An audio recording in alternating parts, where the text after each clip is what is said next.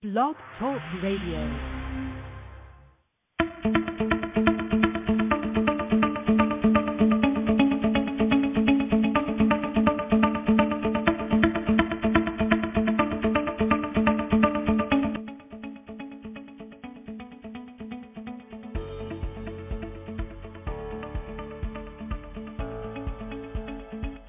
Welcome to Balancing Your Life Radio with your host, Bonnie Bradshaw, and that would be me.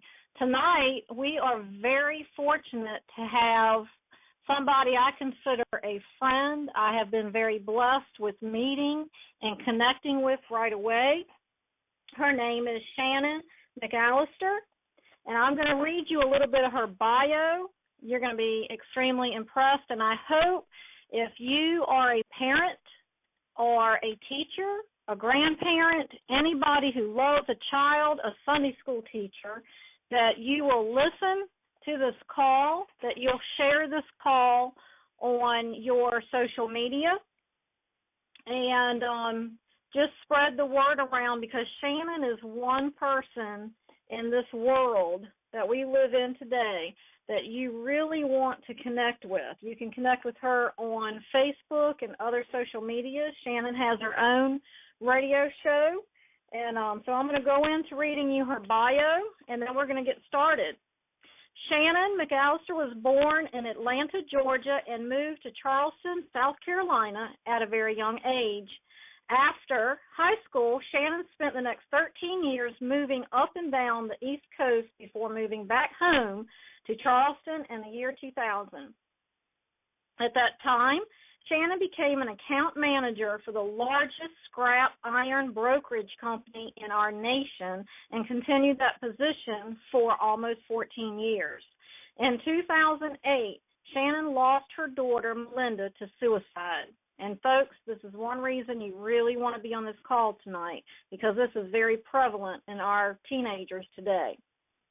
After years of struggle to find purpose and meaning in her life, she founded the Melinda A. Carter Foundation at the beginning of 2011 to bring awareness and support to children and their families with the struggle of mental health issues. Public speaking and social media are her main two tools to accomplish this. Later in 2011, Shanon also became involved with the Positive Life Network as their, Director of Inspiration.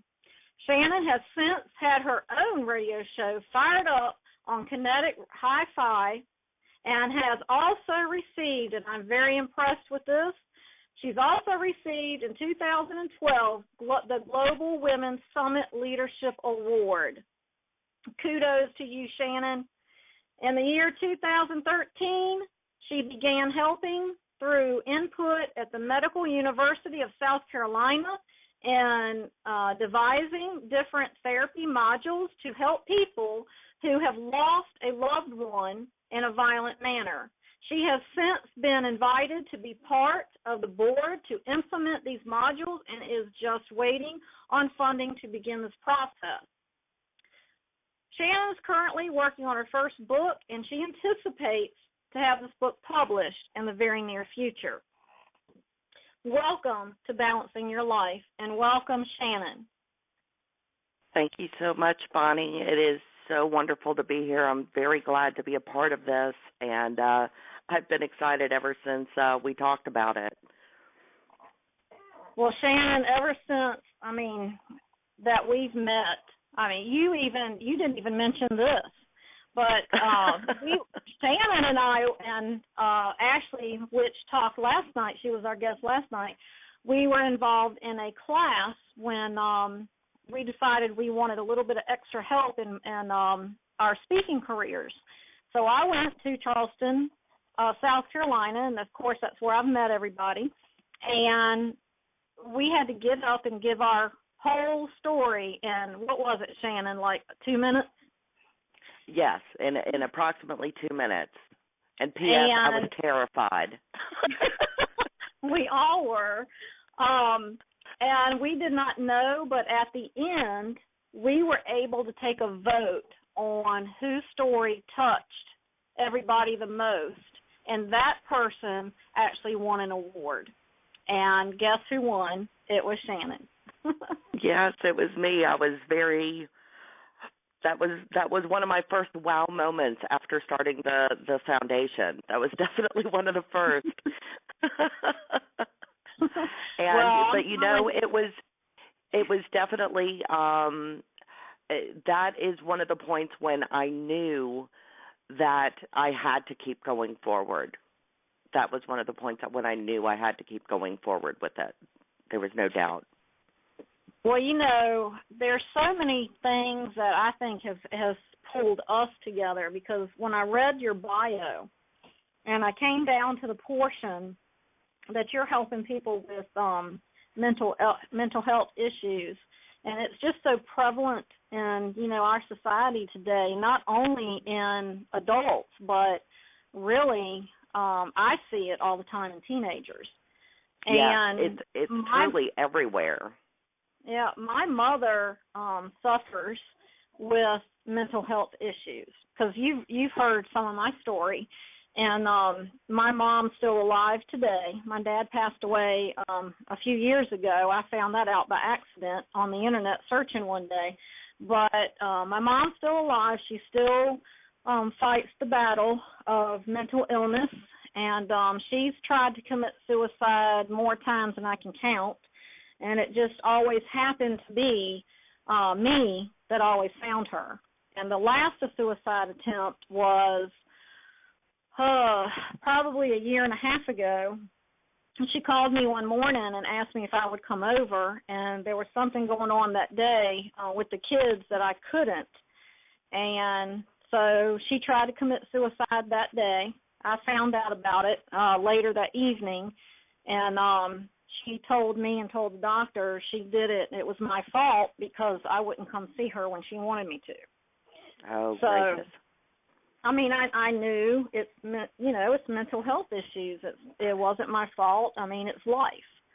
That's exactly right. That's exactly right. And, in fact, I'm hoping to get to at some point tonight. I really kind of want to – I have learned so much since starting the foundation and since Melinda committed suicide. And I'm constantly a seeker now of information and of knowledge, so that not only that I can understand better, but that I can convey it to other people, so that we can really get a good conversation going in all of our communities, as to, first of all, why does it happen? Why everyone tends to think that, well, gosh, so you're having a tough day, you know. Oh, well, you know what? We all have tough days. Get over it. But it is having a mental health issue is much, much different than just having a bad day or just having, you know, feeling blue for a couple of days. And I'm hoping to get into the actual part of the actual biology that is behind mental health issues, or at least depression and suicidality. That'd be awesome for you. All right, so this is what I'm going to do, because you've got a lot of information. I'm going to cut you loose and just let you go and share everything you can. We only have a 30-minute show, so we've got 21 minutes left. And if this needs to be part A, then we can schedule you for part B when I get back. Not a problem. And but your information is something that really needs to be out there, and people really need to hear about it. So at this point, I'm going to be silent, and I'm going to let you go. Thank you. Well, I wanted to first tell everyone a little bit about myself and about my family life, because I want you to understand that my family life, it's really doesn't look a whole lot different than I would say the majority of people. Yes, everyone's story is different. However, the basics are the same. Nothing unusual. As you were reading my bio, I was born in Atlanta. I moved to Charleston at a very young age. Was raised here in Charleston, and went to high school here. And once I graduated high school, I shortly got married to a a gentleman in the military. So we moved around a lot after that. It was when I was about 25, I had a beautiful daughter. She was 7 pounds, 12 ounces, all fingers and toes, healthy, and she was wonderful. About 2 years later, I filed for divorce. I was in a very abusive relationship, mentally abusive, but thank goodness it was not physical. It was all mental. I did everything I could to try and save the marriage, and it just wasn't working, so I filed for divorce. As far as my daughter goes, she did very well in school. She was typically an AB student all through her school years. She had some wonderful talents, like all children do, and like all of us do. I'm truly a believer that we all have a bit of genius in us. It's just a matter of finding out where that genius is. In any case, Melinda excelled in creative areas. She excelled at writing. She especially, we found out come her middle school years, that she excelled in music. She got accepted into the School of the Arts here in Charleston, which is a pretty big honor here in Charleston, because you do have to audition even though it's a private school. And she started playing the French horn, which I don't know. I found out after the fact that everyone who knows anything about music said that the French horn is a pretty difficult instrument to learn. And Melinda, I would say, struggled with it for about 2 weeks, and then after that completely took off. She was the only sixth grader to make festival band, which was the higher band in middle school. She also made best brass in her class all 3 years of middle school. During that time, we had moved back to Charleston, and after my divorce, I ended up marrying a man I had known since I was 13. And he had 2 boys from a previous marriage. One was older than Melinda, and one was younger. Everyone got along well. Everyone was happy. And as far as I was concerned, I was in heaven. Everything was just that I could not have asked for a better life. Then one weekend, a few years after me and my current husband got married, it was a weekend when my stepsons were visiting. And Melinda, I was sitting outside on the porch, and Melinda came outside and saying she wanted to talk to me. And I could tell that she was a bit nervous about whatever she was about to tell me.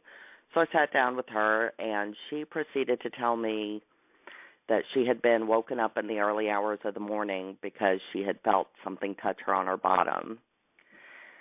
Well, make a long story short, my elder stepson had pulled her pajama bottoms down and had exposed her bottom. Mm-hmm. So when she found that, she covered herself back up with her blankets, and she pulled her pajama bottoms back up and asked him to go back to his room, and he said okay.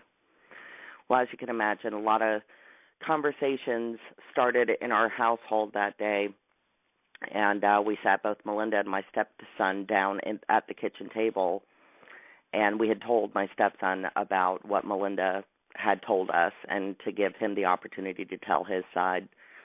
And as you can imagine, there was a lot of denying and anger throughout the day, but before the day was out, my stepson had confessed. Excuse me. Well, from there, me and my husband were kind of at a loss. We had never been faced with anything like this before. So there was a lot of discussions between him and I, and then also him and his ex-wife. And then once we devised a plan to the rest of the family members who had contact with the children on a regular basis. And what we had decided on was that Melinda and the older stepson would not be allowed to be in a room alone together, unsupervised by an adult. So if anyone wanted to go, we have a finished room above the garage where they would go and play video games.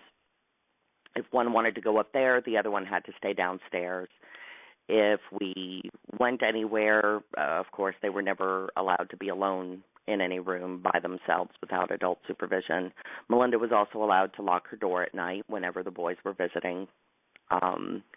And we put that into play as far as our family rules and dynamics went, and things seemed to go very well.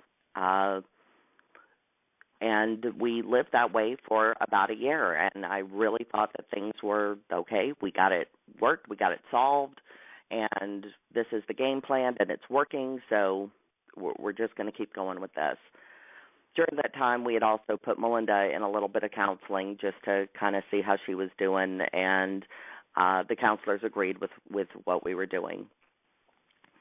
Well, about a year later, we went to go visit some family for a major holiday, and it was out of state, and, but everything had been going great for about a year. So there was really no concerns. Melinda was going to be spending the night in a room with a 20-year-old female cousin, so we figured we had all our bases covered. Well, the last night we were there, or should I say the early morning of the day we were going to be leaving, we got awoken by Melinda again. And apparently nothing actually happened that time.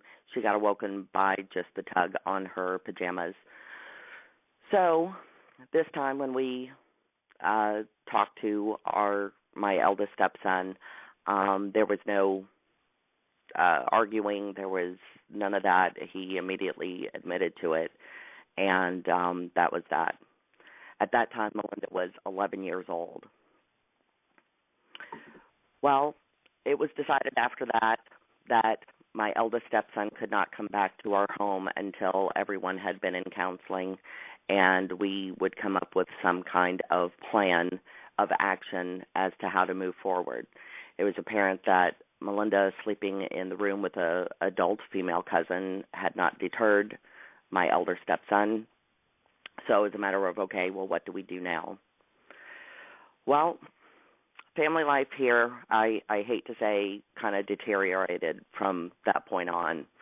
At first, everyone was very cooperative. Other family members were cooperative. Melinda went into counseling. Everyone said, if there's anything I can do, So we tried to get my stepson into counseling, but ultimately his mother let him decide if he wanted to go to counseling or not, and he was 13. And, of course, what 13-year-old wants to go into counseling? Right. As time went by, some family members became less supportive and actually started defending my stepson and actually viewed it as more of we were punishing him. And because of that, it really got tense in our household. So because they were being less supportive, so attitudes were changing. Attitudes changed not only towards the situation, but unfortunately also towards Melinda. So also on top of that, unfortunately my husband, who in his mind thought he was really doing the best thing he could, and I do know that this was out of love, started becoming overprotective. But it was in such a way that it made her feel like as not only was she the victim, but that she possibly could have been the reason why some of this happened. Mm-hmm. So over this, everything accelerated over time. Melinda eventually went on medication. We did continue her counseling. She tried other unsafe coping methods that she learned through outside influences, mainly at school. She had begun cutting and then purging. And with the way things were, with family members being indifferent to hostile, to a father who was always on her back and no resolution or consequences for what her brother had done, within a few years, Melinda was left as a little girl with no self-confidence, feeling that she could do nothing right and no end in sight for any of it. Well, I'm going to give you from here, this happened in a matter of about 3 days, and I'm going to give you the nutshell version. It was a Thursday, October 23rd. I picked Melinda up from school, and I could tell that something had happened that day that was bothering her, but we talked about it, and I felt she was really coping with it well. And as a parent, I was finally feeling like I was beginning to see the light at the end of the tunnel. I felt she was maturing, so therefore she was able to handle things better and able to deal with problems better. Again, she was still in counseling. She was on medication. So I felt after our talk, I felt pretty good about the whole thing. When we came home, she asked if she could take a shower. That was one of her coping methods that she had learned. And I said, sure, no problem. So she went and took a shower. Well, later on, she came up to me and handed me 5 pieces of paper. And the top one said Mom, and when I opened it and it said that I was the only thing she was going to miss in this world, I knew something had happened. I immediately had my husband call 911 that night, and the next day was a course of police showing up, EMS showing up, going to the emergency room, her being treated for an overdose of a cocktail of whatever she could get her hands on, including her medication that she was on that she had been pocketing for about a week. And then from there, we went to a mental health facility specifically for children. The next day was spent resting because that was basically an all-nighter. And then after that, the day after that, we went to the first visitation. The first visitation was awful. Melinda was in a foul mood and said all kinds of ugly things. And then the afternoon visitation went fantastic. And her attitude had completely changed. That night, I called her up and to tell her good night. And after we hung up, a couple of hours later, I got a phone call basically telling me that my daughter had asked at bedtime to go take a shower, and 45 minutes later, when bed checks were done, she was found in the bathroom having hung herself. They had tried to revive her, but as the doctor over the phone told me, they were unable to, and my daughter had expired. Mm-hmm. That is when my world completely and totally fell apart. So you thought you put her somewhere where they were going to keep her safe. Exactly. Exactly, and that is part of it. I truly feel I had done everything I could in order to ensure her safety, and yet it still ended up as a nightmare. Wow. So from there, and I mean, I have so much more information to give you, and we'll have to go into it another time because I know we're running short on time here. But it took me years in counseling and there was so much about myself that I thought I knew, but that I found out I really didn't. But in that, in searching, in struggling, in looking for just even a direction, there was so much I learned about myself. There was so much I learned about mental health. And in going through all of this with Melinda, that was one of the things that shocked me, was just how many, as I was taking her to counseling, just how many other children were also going through counseling.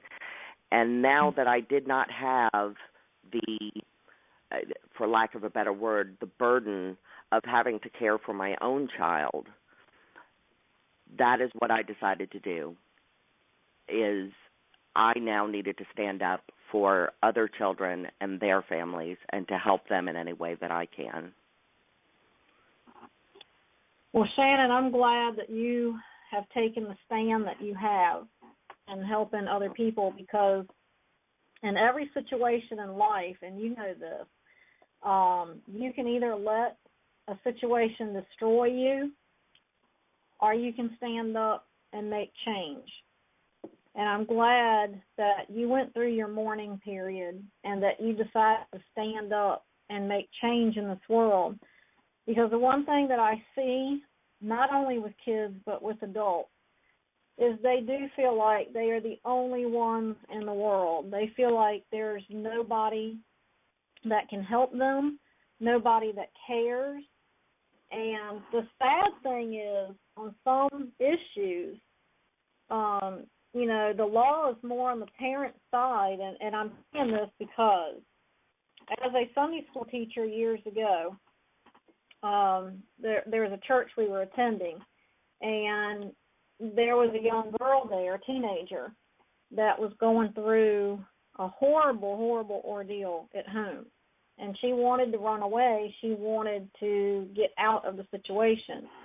And law being the way it is, it protected the parents and would not let the child leave. And they said, if the child ran away, she'd be charged. If the child ran away, came to my home or anybody else's, then we'd get charged with kidnapping. And so I don't even know what happened to this child, because they left the church and we have not heard from them since.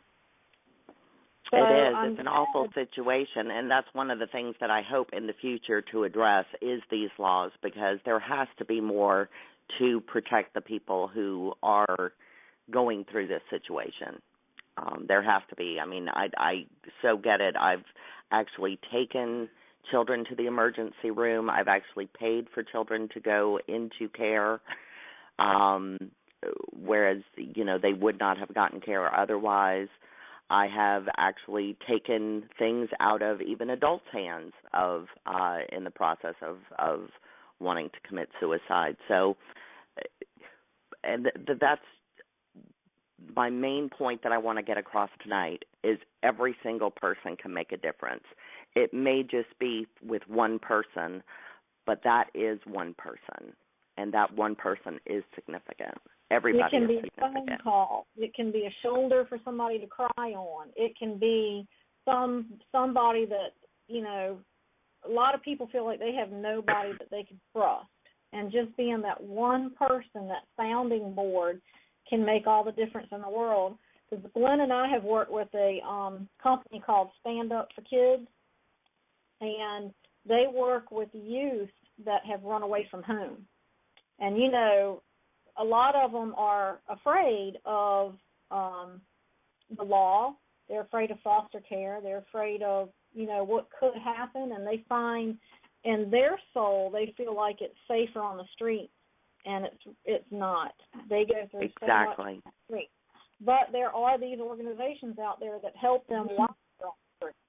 So that's we've got exactly a minute right. and a half, Shannon, and I want you to end tonight. And, folks, this is going to be a part A. We are definitely going to have to do this again, because there's so much to Shannon, her story, and what she's doing, that we really need to get this out there. And we're hoping that everybody that listens to this phone call will share this on their Facebook page, LinkedIn, Twitter, whatever you have. Make sure that you please share this link so other people can hear this conversation, that other people can hook up with Shannon, and maybe she can just answer a question for you. Maybe she can point you in the right direction. Maybe you think something's going on with your child, but you're just not sure. Maybe Shannon could just be your sounding board, somebody that she can just get a taste of what's going on in your life and send you to the proper channels to where you can get help or share her experience. So, Shannon, we've got about 20 seconds left, and I'm going to let you end up here. Well, what I would like to leave you with is just to think of a child, whether it's yours or just a child you love in your life, and think of their smile and think of their laughter, and then think about the call that I got about how my child had expired, and I would just leave you with the question of what would you give, what would you pay in order not to get that phone call, and I can already answer for you that you would give anything. Thank you. Amen. Shannon, until part B, and I'll see you this week, but I look forward to, spending time with you, and I look forward to the second part of this conversation. Me too, and I'm so looking forward to seeing you, Bonnie. I can't wait. I got a hug waiting on you. Okay, good. All right, bye.